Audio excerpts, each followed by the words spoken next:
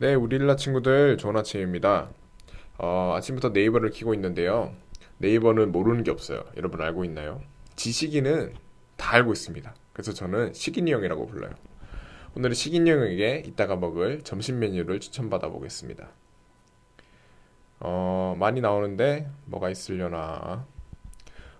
순댓국이나 돈가스. 너무 좋죠. 저 돈가스 되게 좋아하는데 돈가스 만드는 법도 우리 식인이 형이 알고 있을지 찾아보겠습니다.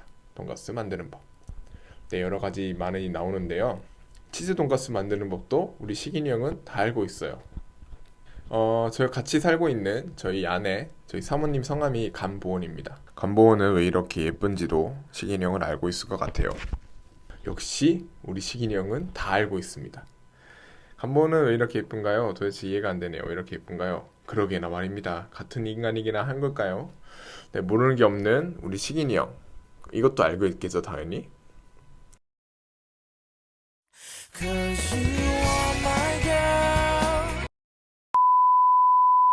그분의 눈이 사람의 행위를 지켜보시고 하는 일마다 일일이 살펴보십니다. 거기에는 악을 행하는 사람이 숨을 만한 어둠도 죽음의 그림자도 없습니다. 하나님께서는 사람들에게 다른 권리를 주지 않으셨습니다. 그저 하나님의 심판으로 들어가야 할 뿐입니다. 그분은 세력가들을 수도 없이 산산조각 내시고 그들 대신 다른 사람들을 그 자리에 세우십니다. 그분이 그들의 행위를 아시기 때문에 밤중에 그들을 엎어 멸망하게 하시는 것입니다. 그분은 사람들이 보는 앞에서 드러나게 그들의 악하다고 치십니다.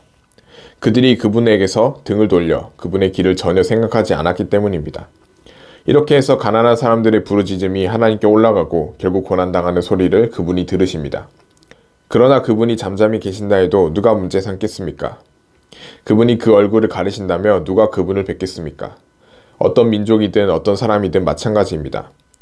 이는 경건하지 못한 사람이 다스리지 못하게 하고 또한 백성들이 함정에 빠지지 않게 하시려는 것입니다. 사람이 하나님께 내가 벌을 받았습니다. 더는 죄를 짓지 않겠습니다. 그러니 내가 보지 못하는 것을 가르쳐 주십시오. 내가 잘못했다면 다시는 그러지 않겠습니다. 라고 말씀드린 적이 있습니까? 당신이 반대한다고 해서 그분이 당신 생각대로 갚아주시겠습니까? 내가 아니라 당신이 선택한 일입니다. 그러니 당신이 아는 것을 말해 보십시오. 지각이 있는 사람이라면 내게 말할 것입니다. 지혜 있는 사람이라면 내 말을 들을 것입니다. 욥이 무식하게 말을 하니 그 말에는 지혜가 없다고 말입니다. 내가 바라는 것은 욥이 약한 사람처럼 대답했으니 끝까지 시련을 받는 것입니다. 그는 죄를 짓고 거기에다 반역까지 했습니다. 우리 가운데서 박수를 치고 하나님을 대적하는 말들을 자꾸 하고 있습니다. 유명한 예화 중 하나로 맹인이 코끼리에 대해 설명하는 것이 있습니다. 맹인 여러 명에서 처음 보는 코끼리에 대해서 코끼리를 만져보고 코끼리가 어떻게 생겼는지 이야기를 나누는데요. 가장 먼저 다리를 만져본 맹인은 코끼리가 넓은 원통형이라고 이야기를 했습니다. 다음으로 코끼리 코를 만져본 맹인은 코끼리가 긴 뱀 같다라고 설명했습니다.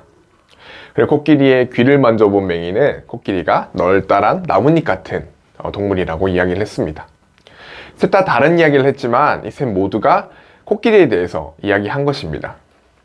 맹인이 자신이 만져본 코끼리의 모양으로 코끼리를 모두 이해할 수 없었던 것처럼 우리가 알고 있는 하나님에 대한 지식은 크신 하나님 앞에서 1%조차 되지 못합니다.